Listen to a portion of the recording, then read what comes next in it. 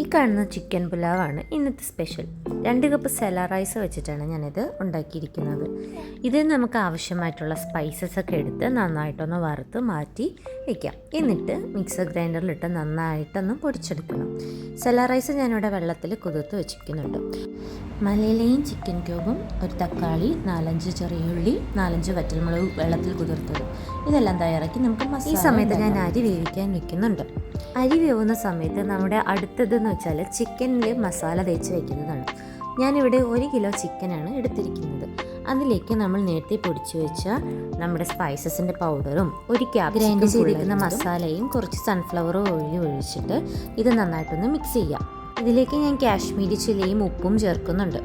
അരി ഇത്രയും വേവാകുമ്പോൾ നമുക്കിത് മാറ്റി വയ്ക്കാം. ഇനി നമുക്ക് ചിക്കൻ ആദ്യത്തെ ഒരു 5 മിനിറ്റ് ഹൈ ഫ്ലെയിമിലിട്ട് നന്നായിട്ടൊന്ന് വേവിക്കാം.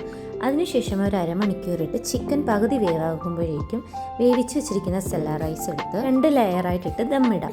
ഞാൻ ലെയറിൽ ഒഴിക്കുന്നത് ചിക്കനിൽ നിന്ന് മാറ്റി വെച്ചിരിക്കുന്ന എണ്ണയും വെള്ളവും എടുത്തിട്ടാണ്. 4-5 പച്ചമുളക് മണ്ടയിൽ വെച്ചിട്ട് ഒരു അലൂമിനിയം ഫോയിൽ വെച്ച് ഇറുക്കി അടച്ചിട്ട് ഒരു അരമണിക്കൂറും കൂടെ വെച്ച് ദമ്മിട്ടാൽ നമ്മുടെ ചിക്കൻ പുലാവ് റെഡി ആയിട്ടിരിക്കുകയാണ്.